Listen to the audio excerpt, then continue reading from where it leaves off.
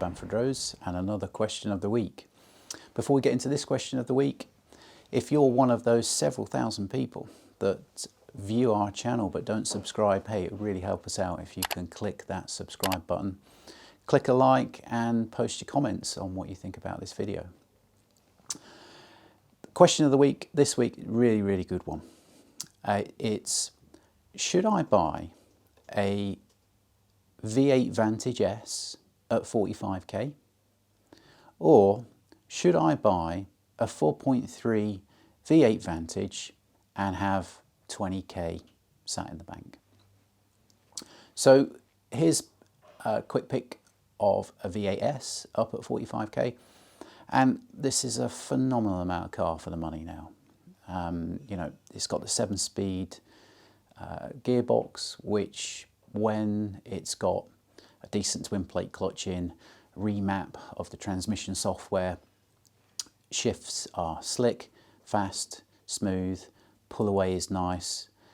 The Vantage S has got you know, a good 420, 430 bhp.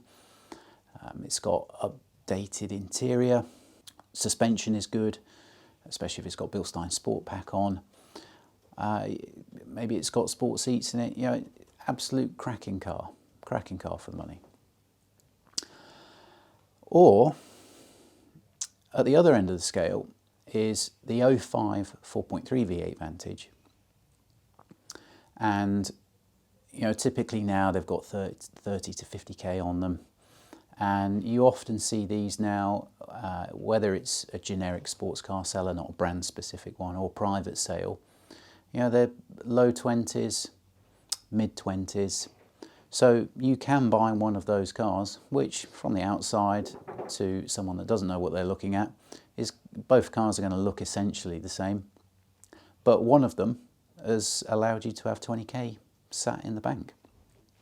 So is the Vantage S really worth losing that extra 20k for and not having it sat in the bank? The driving experience from the Vantage S in terms of handling, big front brake kit, extra BHP, evolved interior, it really all comes together and gels in Vantage S, and it really is worth the money. But that's if you've got the 45k sat around and you can sink it into the car.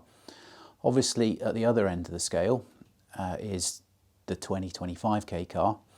Now V8 Vantages and DB9 that are trying to sell at 20 or less, then I treat these cars with extreme caution.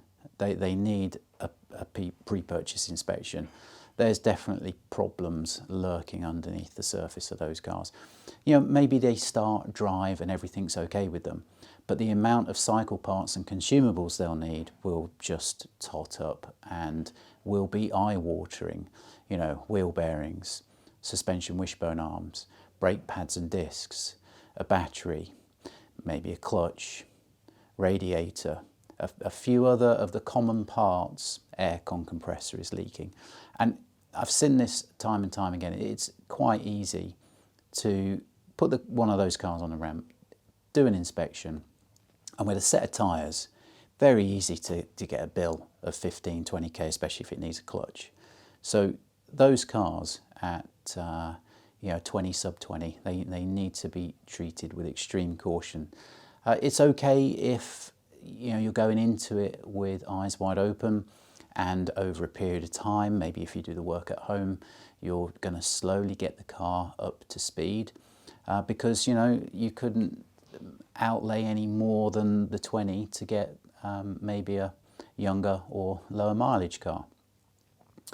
But even the 25k, 30k cars, especially when they reach 50,000 miles, you're going to need to see a receipt in the recent past of a clutch, of suspension wishbone arms. You want to check yourself that the brakes, the tyres are all okay. Have a look, if you can, examine them at the wishbone arms. Look at the paint. Is it going to need a bit of a front end refresh? And A lot of those, I'm not going to say every one, you know, maybe there are a few honest, good examples out there. But a lot of those 25k cars are going to need a minimum of 5, probably 10 spending on them to make them cars that you can get into. You're not driving around any issues, and you can go and give it a good thrash on A roads on a Sunday, and you know, keep getting in and out of it every Sunday of the summer, and keep doing that without having to have trips to the garage to fix something. So if you bought that car for 25, you've got to spend 5, 10 on it minimum. You're already up to 30, 35. The Vantage S there is at 45, and that extra outlay on the Vantage S in terms of the driving pleasure, the newer car, the higher resale value later on when you come to sell it, it's all well worth it. Slight caution is those cheaper Vantage S, yeah, they could need having money spent on them themselves in exactly the same components, because the same things wear and go wrong no matter what the age of car. So yeah, you've got to check that the Vantage S that you're looking at doesn't need 5 or 10k spending on it. But you can find one owner, lower mileage examples. These are always the ones to go for. They're treated better.